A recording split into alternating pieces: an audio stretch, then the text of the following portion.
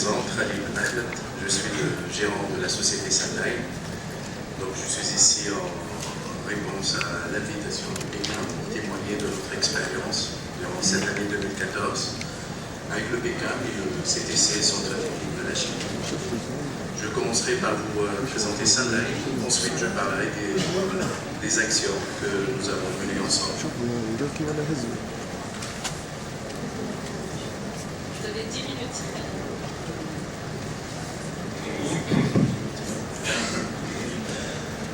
Sunline a été créée en 1999, donc c'est une société initialement importatrice de produits d'entretien exclusivement pour le secteur hôtelier. Après quelques années d'activité, on s'est intéressé au secteur agroalimentaire. Notre fournisseur ne pouvait pas nous répondre à toutes ces nouvelles demandes. Et donc on s'est mis en contact avec des fournisseurs de matières premières et on a commencé à partir de ce moment d'élaborer nous-mêmes, de fabriquer nous-mêmes quelques produits.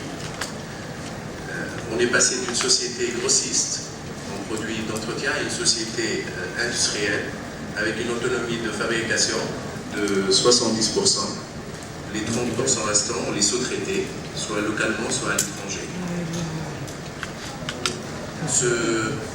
Ce passage à l'échelle industrielle, donc il y avait aussi l'accompagnement d'un expert consultant qui nous assistait au bon choix des procédés de fabrication, ainsi au bon choix des matières premières. Plus Sunline a gagné en part de marché et en notoriété, plus notre responsabilité envers nos clients devenait plus grande et un seul expert ne suffisait plus aux demandes du marché. Et c'est là que le Pékin est intervenu pour nous proposer le service de d'autres experts, d'avoir recours à plusieurs experts sans épuiser notre budget alloué à la formation. En 2014, Sunline a bénéficié de 4 actions, 2 projets techniques et 2 projets non techniques. Donc les 2 projets techniques, un sur la détergence, le deuxième sur la cosmétique, la fabrication de shampoing, gel douche et savon liquide. Les 2 autres projets non techniques portaient sur la mise en place d'un système qualité, du système ISO 9001 et la mise en place d'une cellule dédiée à l'export. Je reviens en détail sur le premier projet, le développement de détergents. On a élaboré une gamme complète de produits de lavage de linge, de la buanderie. Il n'y avait pas que ça, on a aussi réussi à substituer quelques formules classiquement utilisées dans ce secteur, mais on sait maintenant que ces formules sont classées cancérigènes, comme le perclos.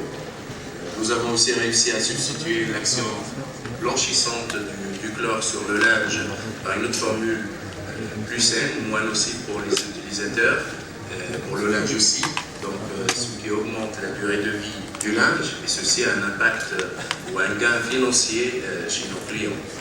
Donc on a maintenant une autonomie de fabrication, mais nous avons aussi un avantage commercial. Pour les actions non techniques, la mise en place du système ISO 9001 nous a permis d'être mieux organisés en identifiant tous les processus de notre activité, pour pouvoir les contrôler par la suite par des indicateurs de performance. Donc, on a eu une mise à niveau de nos formules, des solutions innovantes, un système qualité. On a pensé qu'il était temps de passer à l'export. Le Pékin était de nouveau au rendez-vous pour financer ou aider au financement de la mise en place d'une cellule d'export. Cette cellule a fini par cibler, par identifier le Maroc comme premier pays vers lequel nous devons exporter. Tout ce savoir-faire et ce transfert de technologie était un levier très important pour Sunline. Personnellement, j'estime que l'apport que le Pékin m'a fait gagner à Sunline en matière de recherche et développement en une année l'équivalent de 5 années de travail. Le coût global de ces projets de formation était de l'ordre de l'ordre de 116 000 dinars. Le Beckham s'est chargé de 80-85 000 dinars. Sunline n'a investi que 13 000 dinars. C'est vraiment une somme négligeable devant tout le savoir-faire que nous avons obtenu durant cette année. Ensuite, l'appétit au savoir-faire et au apport de technologie est encore plus présent pour Sunline en 2015, car nous prévoyons la mise en place du système OHSAS et ISO 14001. Pour les actions techniques, notre département de recherche et de développement s'est intéressé, s'est penché sur le secteur agroalimentaire pour pouvoir leur proposer une solution pour remplacer le formol qui est utilisé dans ce secteur et qui est aussi classé cancérigène. En Europe, plusieurs pays d'Europe ont réussi à substituer cette molécule, surtout en désinfection aérienne, et donc ils savent par quoi le remplacer, ils ont la solution. Nous allons essayer d'apporter ce savoir-faire européen. Toutes ces actions de formation ont consolidé et ont augmenté nos chances de passer à l'export.